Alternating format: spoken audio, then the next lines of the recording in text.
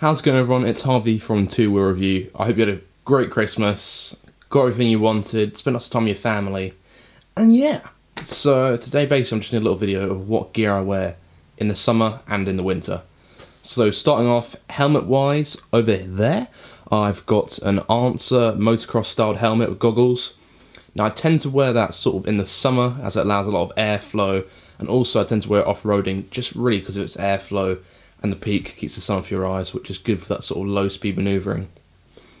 Over towards your right here, we've got my full face helmet. That's a Shoei, I don't even know what model it is, but I really like it. Really reduced wind noise, nice and quiet inside the helmet. It's got fairly good ventilation as it is. I've also got a tinted visor just over here for it, and it looks great together. Super comfy helmet. Yes, it costs about £270, but what is your head worth? That's the real question. It's a great helmet, full face, quiet, love it. So moving on to gloves. Now starting off, I've got my sort of winter pairs down here, and then my summer pairs over towards here. So my first winter pair, I've got a Bearing Gore-Tex at the top. Now these are apparently, you know, the Gore-Tex waterproof and all this. They would pretty much last about 15 to 20 minutes in heavy rain, and maybe an hour in light rain. So, Bearing, they're not waterproof, mate. Although, what are waterproof are the ones just down there. These are the Spada Wind Enforcers. And my god, they are gauntlets of glove. They're huge, ridiculously thick. I've worn them in 0 degrees riding, and they will keep your hands warm. Even without hand guards, even without heated grips, they'll keep your hands warm. So they're great gloves. You can't feel the controls as well due to their thickness, but it's worth not having cold hands with them. Oh, a bit of a voice drop there. They're great gloves. Your fingertips get a little bit cold, sort of towards the 1-2 degrees area and below, but to be honest, they're pretty good for what they are. 60 quid, can't complain. Summer gloves, we've got some Spada Predators at the top here. These are a long cuff glove, which I generally use to complete my sort of race setup with my leathers, as they just look sort of the part. They've sort of got like a carbon styling, the actual knuckle themselves, and the fingertips, which looks quite nice. And then again, £60, good value. Down here, which is also £60, is my Alpine Stars SMX2 gloves. Now these, I love them in the summer. They've got great airflow, probably not the best protection, as they pretty much just protect the knuckles. But to be honest, when your hands are sweating and you just want to put something that might protect them over, Alpine Stars have got, in my opinion, one of the best style gloves and one of the greatest airflow. The mesh on the front lets in so much air. It's just a real pleasure to ride with, especially when it's sort of 20 degrees and upwards. Now over towards here, we've got my headscarves. I've got down over here, I've got a sort of, it's a Discovery Channel thing. I don't even know where I got it, to be honest. It's really just a thin layer to keep the wind off me and stop me getting a wind chill. Then over here I've got a buff headscarf, which I use generally for skiing, but when it gets really cold I tend to chuck that one on because it's got some sort of thermal stuff inside it. Really keeps your head warm, and I basically wrap it over the sort of centre top of my head, and then over my ears, and then just sort of above my chin, and it really keeps your head nice and warm and lets you concentrate more on the cold weather. Also down over here, I've got some earplugs. Now, earplugs, in my opinion, are a godsend, especially for long distance or if you've got a loud exhaust. They just dull down the note of the sound just slightly, and it makes riding ever much more bearable, and it really keeps your concentration. So earplugs, in my opinion, a very important piece of gear. So now we're going to move on to my trousers and jacket setup.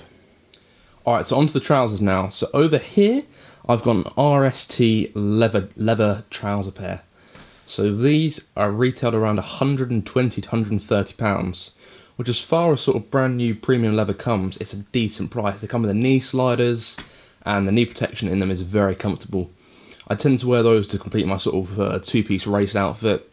And over here we've got a pair of Route 1 Kevlar jeans. Around about £100, they come with knee protection as standard. They also feature Kevlar in the front, the sides, and the actual butt itself. So considering some Kevlar jeans just come with it in the butt, to be honest, they're a really good pair for the price. can't really fault them. I tend to wear them sort of to casual events and stuff, really comfortable, and they look the part. They just look like a normal pair of jeans, but you wouldn't realise it's got Kevlar wrapped around from the knee all the way around, and the top as well. So for my last pair, just over here, I've got an RST textile trouser. To be honest, I don't actually know the make of it. It doesn't state it in the actual inside, so excuse me there. But anyway, I tend to use these when it's really wet. Waterproofing on them is very good. I haven't had them soak through. They've got a nice little flap that goes over that area, and it just keeps the water from coming in, which is lovely. Also, decent knee protection is standard, around about the £100 mark. As far as crash-wise, I've never actually crashed in them. So, actually I have crashed in them. I crashed in them when I was in France, and around about 20 miles an hour. But to be expected, they were fine. So, not the best abrasion-wise, but to be honest, when it's pouring down with rain, I can't fault them for what they are. They're a good product, good value, and they keep you waterproof. Alright, so to finish off the actual end, I've got my jacket set up. So on the left, I've got an Alpinestars textile jacket. Now, of course, Alpinestars, we know the brand, very sort of premium end, so the price reflects in that.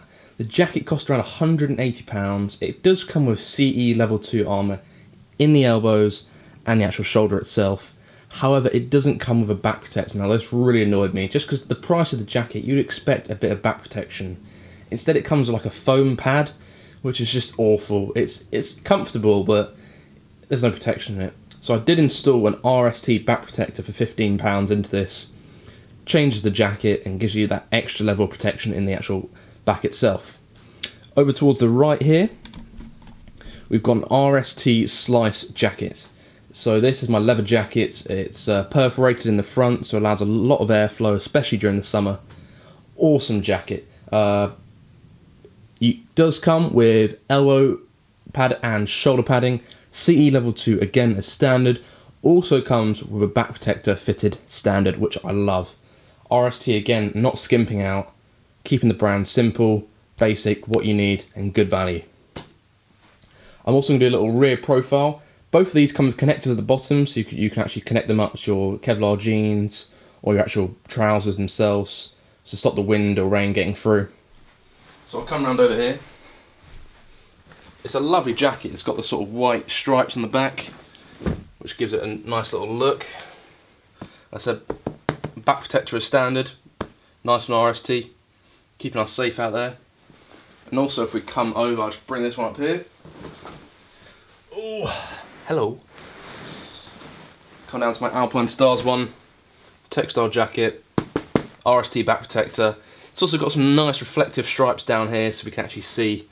People can actually see in the dark. It's also got a nice Alpinestars logo here. Some more reflective stripes at the top. So safety wise, Alpinestars have done a good job there.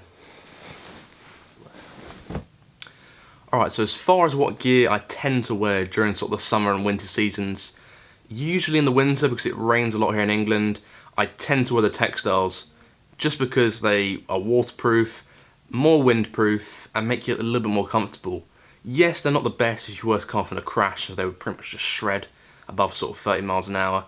But comfort-wise, windproof and waterproof-wise, for every day, textiles, in my opinion, are superior than leather. Leather, on the other hand, I tend to wear sort of in the summer because it's not raining as much. I tend to go a little bit harder on my bike during the summer just because it's a little bit warmer, the tyres warm up a little bit more, not slippery and damp. So yeah, that's when the leathers come out. Kevlar jeans again, just sort of casual events. But I'll tend to wear really sort of right now, it's January, I have my full textiles on with some thermals beneath them just to keep me nice and warm. And yeah, that's about it. It's just trial and error for you guys, you know, seeing what you like, seeing what fits you. Any products here you like the look of, just send me a comment and I'll give you some advice on them. So yeah, I hope this video was informative, helped you guys out. Any questions, comments, leave them in the description. As always, have fun, ride safe, and thanks for watching.